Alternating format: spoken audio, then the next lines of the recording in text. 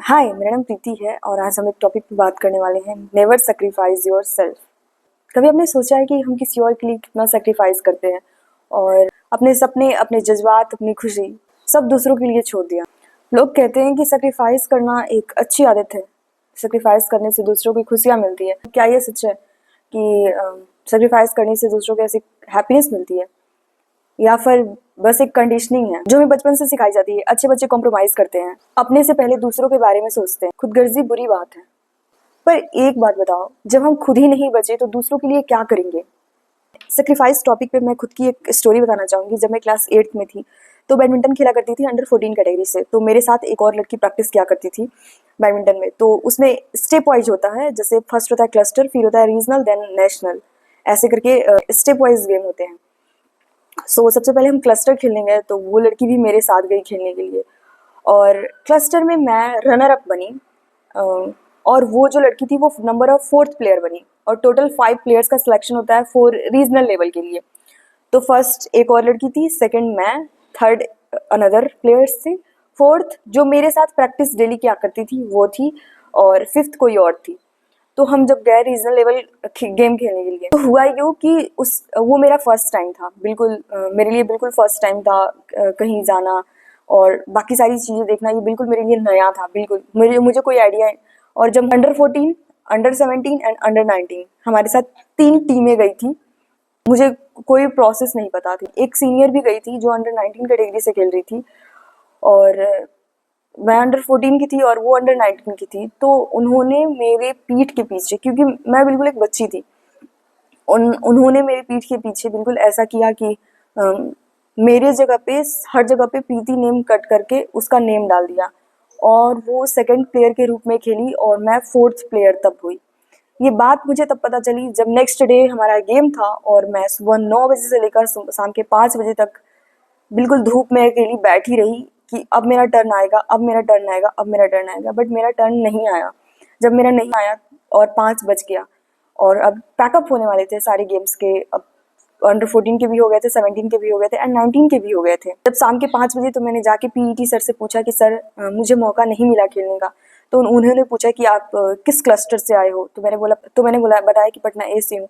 तो बोले कि तुम अपने जाके कोऑर्डिनेटर से बात करो। मैं अपने कोऑर्डिनेटर से बात करने गई तो उनको भी नहीं पता था कि प्लेयर्स चेंज कर दिए गए हैं। तो उन्होंने बोला कि तुम्हारा सेकंड प्लेयर पे था और 4th पे कैसे आया?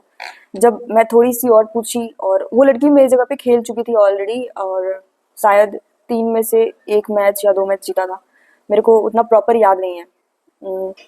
और और एक डबल्स का गेम बचा हुआ था, तो उन्होंने मुझे ये बात की सांत्वना दी कि कल तुम्हारा एक डबल्स मैच हम कराएंगे, तुम और वो फर्स्ट प्लेयर के साथ खेलना, जो विनर और रनर अप थे हम लोग क्लस्टर में, उनके साथ खेलना। तो और मुझे एक मौका खेलने के लिए दिया जाएगा।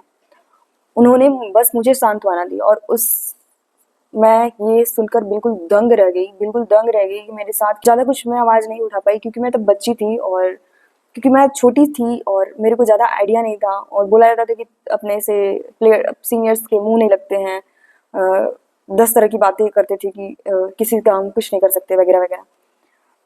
तो मेरा सिलेक्शन नहीं हुआ फॉर नेशनल के लिए।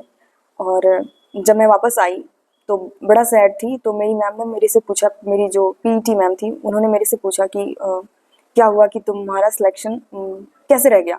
उन्होंने मेरे से ये सवाल किया। तो मैंने ये बात उनसे खुलकर नहीं बताया, और मेरे मन में ये बात मैंने रख लिया, और मैं आज ये स्टोरी मैं बता रही हूँ। मैंने ये बात अपने मन में रख लिया, मैंने कभी उनसे शेयर ही नहीं किया। तो ये मेरी बात मन में घर करके बैठ गया, और मुझे ऑलवेज वो पिन करता था वो बात कि मैंने क्यों नहीं आवाज़ उठाया खुद के लिए, मैं क्यों नहीं खुद के लिए बोली ये बात। मैं लगभग बहुत दिनों तक मैं इस बात से परेशान रही थी। मैं किसी से शेयर नहीं करती, इवन माई पेरेंट्स वो बिल्कुल नहीं जानते थे, बस सारी ये जानते थे कि मेरा सिलेक्शन नहीं हुआ है। बट रीज़न क्या है ना सिलेक्शन होने का, ये बिल्कुल भी नहीं पता चला। फिर बात का मुझे जो रिग्रेट था कि मैंने किसी से शेयर क्यों नहीं किया, मैंने खुद के लिए आवाज़ क्यों नहीं उठाई, ये बात मेरे मन में घर कर गई, और मैं लगभग 1 साल तक बिल्कुल परेशान रही इस बात को लेकर। तो कभी भी किसी के लिए सेक्रीफाइस बिल्कुल भी नहीं करना। मैं इसलिए चुप रह गई कि चलो वो मेरे साथ प्रैक्टिस करती थी, मेरे साथ वो खेला करती थी, इसलिए मैं चुप रह गई कि चलो उसका भी भला हो जाए। बट इवन मुझे मिला क्या? मुझे खुद के लिए क्या मिला? रिग्रेट। मैं 1 साल तक बिल्कुल परेशान रही। बिल्कुल अपने आप में परेशान रही कि मैंने इतना मेहनत किया, उसका क्या, मैंने इतना मेहनत किसी और के लिए क्यों जाने दिया। क्या ये राइट है कि खुद की मेहनत जो खुद कर प्रैक्टिस कर रहे हो, खुद दिन रात सुबह से शाम तक लगे पड़े हो एक चीज़ के लिए, और एक सिंपल जब वो काम करने जाते हो तो आपकी जगह पे कोई और काम वो कर लेता है और उसका वाहवाही हो जाता है, तो इस बात के लिए मुझे क्या मिला, एक रिग्रेट के अलावा नथिंग। अपने लिए सोचना बिल्कुल भी सेल्फिश बात नहीं होती है, अपने सपनों के पीछे जाना पाप नहीं होता है, और खुद को चूज करना एक रिवोल्यूशनरी एक्ट है इस दुनिया में। तो चलिए शुरू करते हैं जिंदगी का एक ऐसा सफर जहाँ पे हम खुद को इमेजिन करते हैं कि हम अपने आप में एक हीरो हैं, खुद को प्रायोरिटीज देते हैं और एक स्माइल के साथ जीने का, लाइफ को जीने का एक तरीका खोजने का वक्त निकालते हैं। क्या मजबूरी है जब खुद के इमोशन को इग्नोर करते हैं। बचपन से हमें ये सिखाया जाता है कि दूसरों को खुश रखना जरूरी है। अगर हम किसी चीज के लिए नो बोलते हैं तो हम बदतमीज हैं। रिस्पेक्ट का मतलब होता है अपने आप को छोटा करना। इसके रिजल्ट्स क्या होते हैं? हम अपनी नीड्स को सप्रेस करते हैं। हमें लगता है क्या कि हम अगर खुद के लिए सोचेंगे तो लोग हमें सेल्फिश बोलेंगे।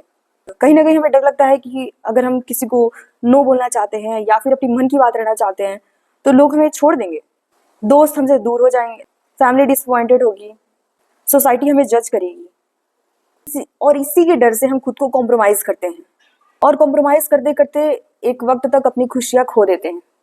लोग क्या कहेंगे? इंडिया में तो यह सिंड्रोम हर घर, हर गली, हर मोहल्ले में मिलती है। पड़ोसी क्या सोचेंगे, खानदान का नाम खराब हो जाएगा, तुमसे ये उम्मीद नहीं थी। और हम अपनी फीलिंग्स को दबाकर एक परफेक्ट इमेज बनाने का ट्राई करते हैं जो हमारे खुद के लिए टॉक्सिक बन जाता है।